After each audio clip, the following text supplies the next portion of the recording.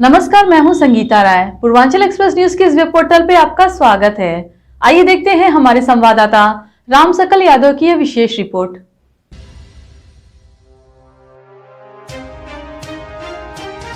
Azamgarh Samajwadi party Maharashtra के अध्यक्ष अबू आसिम का सठियाओं स्थित पार्टी कार्यालय पर मुबारकपुर विधायक अखिलेश यादव ने स्वागत किया।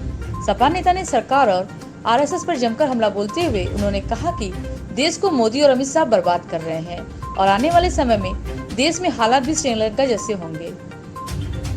वहीं वे जिले में लोकसभा चुनाव के प्रत्याशी के सवाल पर झल्ला उठे। उन्होंने कहा कि उनकी सपा में उनकी हैसियत शून्य है। इस बारे में उनके मालिक अखिलेश यादव ही बताएंगे। अबू आसिम आजिम के बयान जिले में चर्चा का विषय बना हुआ है। सपा नेता अबू आसिम आजमी मऊ जिले में एक निजी कार्यक्रम में शामिल होने जाते समय सठियाओं में सपा कार्यालय पर विधायक अखिलेश यादव ने स्वागत किया। इस अवसर पर अबू आसिम ने कहा कि आरएसएस के लोग मुसलमान को बदनाम और नफरत फैला रहे हैं। देश को तबाह बर्बाद करने का आरोप मुसलमानों पर लगा रहे हैं तथा इतिहास को तोड़ मरोड़ कर पेश किया जा रहा है। उन्होंने कहा कि देश मोदी और अमित शाह के चक्कर में बर्बाद हो रहा है। भारतीय जनता पार्टी की सरकार में मोदी और अमित शाह अंबानी अडानी को आगे बढ़ा रहे हैं। उन्होंने कहा कि देश में हालत ठीक नहीं है। अर्थशास्त्रियों का कहना है कि देश में श्रीलंका जैसे हालात पैदा हो सकते हैं, इसलिए देश को बचाना है। आगामी लोकसभा के उपचुनाव के बारे में पूछने पर वे झल्ला उठे। उन्होंने कहा कि वे इस बारे में कुछ नहीं बता सकते, उनकी कोई हैसियत नहीं है। हम कुछ नहीं बता सकते, ये सब हमारे मालिक जो हैं अखिलेश यादव बताएंगे। उन्होंने कहा कि वे कुछ नहीं बल्कि जीरो हैं। मुझे कोई हक नहीं है बोलने का, मैं केवल पार्टी का एक कार्यकर्ता हूँ और पार्टी जहाँ बोलेगी मैं जाऊँगा। दरअसल विधानसभा वर्ष 2022 में चुनाव में समाजवादी पार्टी के मुखिया अखिलेश यादव केवल अपने चाचा शिवपाल यादव या परिवार के अन्य सदस्यों को हाशिए पर ही नहीं बल्कि कई नेताओं को हाशिए पर रखे, जिसमें प्रमुख से सपा के फायर ब्रांड नेता अबू आसिम आजमी भी एक थे। पूरे चुनाव में अखिलेश यादव ने अबू आसिम आजमी को कहीं भी चुनाव मैदान में नहीं उतारा। इस बात की टीस भी कहीं न कहीं अबू आसिम आजमी को है। देखिए मुसलमानों को नहीं बल्कि हिंदुओं का रास्ता अपनाना करना चाहिए और मुसलमान अल्पसंख्यक है, कमज़ोर है, उसको ये विश्वास दिलाना चाहिए कि ये देश में तुम्हारा उतना ही है कि जितना दूसरों का है। आरएसएस के लोग मुसलमानों को हिंदुओं के बीच में इतना बदनाम कर रहे हैं कि जैसे मुसलमानों ने इस देश को तबाह बर्बाद किया, उनके मंदिर तोड़ा, उनकी लड़कियों से शादी किया, उनका धर्म परिवर्तन किया, गद्दारी किया देश से, जबकि ये सच्चाई नहीं है। इतिहास को निकाल करके हमारे हिंदू भाइयों को चौपाल लगाना चाहिए जैसे चौपाल लगाती है आरएसएस, और एक एक लोगों को बताना चाहिए कि देखो ये लोग देश के हिस्ट्री को तोड़ मरोड़ के इस देश को बर्बादी के कगार पर ले जा रहे हैं और ये बहुत ज़रूरी है। देश बर्बाद होगा तो मुसलमान तो 15 पर 14% है, 15%, 85% हमारे हिंदू भाई हैं, बर्बादी उनकी भी होगी।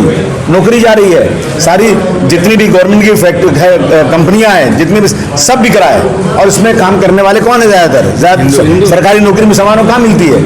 सरकारी नौकरी मुसलमानों की उस वक्त जब ये देश आज़ाद था तो 28 से 30%, 35% थी। आज जो है इनकी नौकरी में 2 से 3% है। नौकरियां सब दूसरी लोगों की है, किसकी नौकरी जाएगी? सब ये देश दो लोगों के चक्कर में बर्बाद हो रहा है। दो लोग हैं, एक मोदी साहब, दूसरे जो अमित शाह, और ये लोग जो है ना ये रिलायंस को, अंबानी और अदानी को भगाए जा रहे हैं।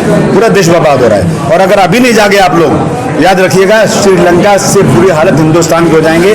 ये मैं नहीं, जितने अर्थशास्त्री हैं, जितने पढ़े लिखे लोग हैं जो जानते हैं वो ये कह रहे हैं। तो इसलिए सभी लोगों को खड़े होना चाहिए, नफरत मिटाकर आपस में भाईचारा होना चाहिए और देश को तरक्की की तरफ ले जाने की कोशिश करना चाहिए।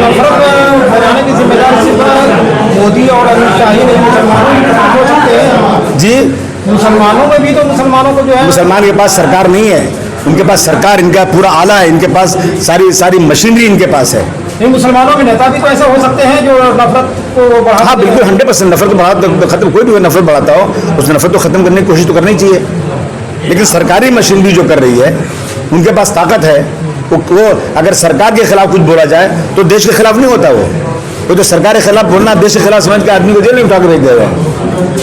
लोकसभा में पार्टी की क्या जो है मध्यावधि चुनाव होने जा रहा है। भाई साहब, हमारी कोई हैसियत नहीं है, हम कोई बता नहीं सकते। ये सब हमारे मालिक जो है ना अखिलेश जी बताएंगे। नहीं, आप भी तो जो है। नहीं, हम कुछ नहीं है, हम जीरो मानती नहीं है। मैं बोलता हूँ मैं जीरो हूँ, मैं अपने आप बोलता हूँ मैं जीरो हूँ। मैं कैसे बोलता हूँ?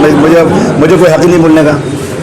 मैं पार्टी कार्यकर्ता हूँ, मुझे पार्टी बोलेगी जाओ यहाँ काम करो, मैं काम करूँगा। 1991 एक्ट बना था, कोई भी धार्मिक स्थल पर छेड़छाड़ नहीं होगा, उस पर क्या कहना है? छेड़छाड़ हो रहा है क्या? क्या नाम? ऐसा है ना, कानून नाम की कोई चीज़ नहीं बची है।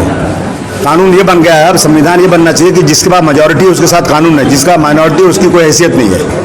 जब एक बार ये हो गया कि 1947 में आज़ादी के वक्त जो धार्मिक स्थल है जिस पोजीशन में थे, किसने अकबर ने तोड़ा, अकबर ने बनाया, औरंगजेब ने क्या किया, उस सब बातें जो है ना 1947 के पहले ख़त्म हो गई। देश आज़ाद हुआ, उसके बाद सिवाय राम मंदिर और बाबरी मस्जिद के दूसरा कोई भी इबादत गाह में छेड़छाड़ नहीं होगी। ये कानून है, ना कानून का पालन देश में नहीं हो रहा है। तो ऐसे ही कह रहे हैं कि आप बाबरी मस्जिद खो चुके हैं, आप दूसरी मस्जिद नहीं खोएंगे? मैं नहीं जानता कौन है, मैं जानता नहीं इसको मैं।